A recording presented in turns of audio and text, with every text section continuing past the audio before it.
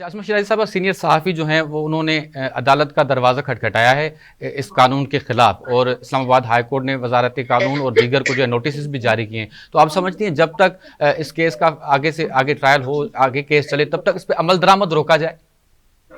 میرا نہیں خیال کہ اس کے اوپر جو عدالت ہے وہ کوئی عمل درآمد روکنے کے اوپر، مجھے نہیں لگتا کہ کوئی ایسی ابھی تک تو نہیں، کیا پتا وہ ایسا کچھ کر دے. مگر میری اطلاعات ہے کہ پاکستان پیپلز پارٹی کچھ امینڈمنٹس جو ہے وہ پرپوز کرنا چاہتی ہے اس قانون کے تحت، صحیح. اور وہ اس پوزیشن میں ہے کہ وہ حکومت کو فورس کرنا چاہیں تو کر سکتے ہیں، اور اس کے اوپر جو ہے پاکستان پیپلز پارٹی کنسلٹ بھی کرنا چاہتی ہے پاکستان کی تنظیموں کو. اور ہماری امید بھی اسی پہ ہے کہ یہ جو سو کال جمہوری جماعتیں ہیں یہ کم از کم ایکٹ کریں، یہ عمل کریں، یہ صرف نعرے نہ لگائے، بلکہ یہ جو متنازع شکیں یہ سٹیک ہولڈرز کے ساتھ بات کر کے بھی ہو سکتا تھا. یہ جو جتنی میڈیا تنظیمیں ہیں، میڈیا کے لوگ ہیں، ان کے ساتھ گفتگو کر کے بھی، ان کی کنسلٹیشن کے ساتھ بھی ہو سکتا تھا. اور اس کو کیا جانا چاہیے. فیک نیوز ایک بہت بڑا مسئلہ ہے، اس کو ڈیل کرنا چاہیے، لیکن اس کا مطلب یہ نہیں ہونا چاہیے کہ آپ بلڈوز کریں چیزوں کو. کنسلٹیشن کے تحت، اسٹیک ہولڈرز کی کنسلٹیشن کے ساتھ جو ہے اگر کوئی قانون بنے گا تو وہ ایکسیپٹیبل ہوگا اور فیک نیوز کا خاتمہ کرنے میں مدد ملے گی.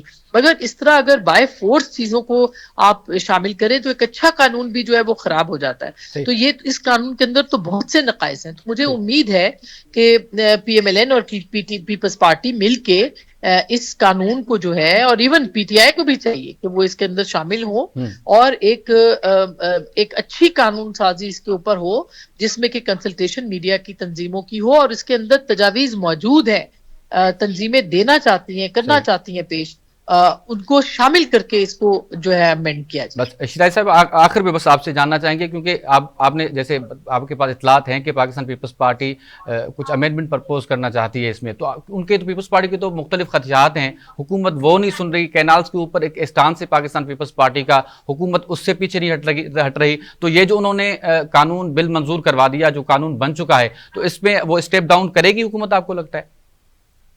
دیکھیے میرا خیال ہے کہ اگر وہ اس ایک متبادل قانون لے کے آتے ہیں اور کنسلٹیشن کے ساتھ لے کے آتے ہیں تو میڈیا ان کے ساتھ کھڑا ہوگا.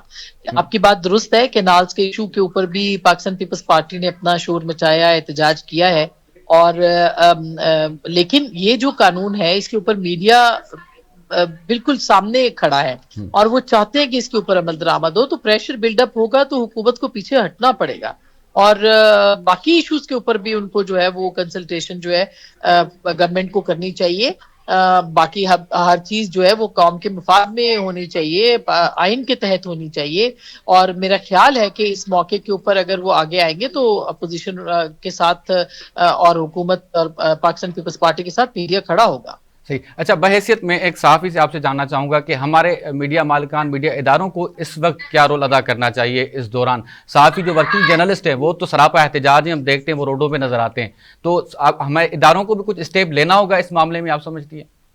میرا خیال ہے کہ اگر ایک کنسنسس بنے گا اور ایک پریشر بلڈ اپ ہوگا تو بالکل اس کے اوپر بات ہوگی اور ہونی چاہیے، اور مجھے امید ہے کہ اس کے اوپر آگے بڑھا جا سکتا ہے.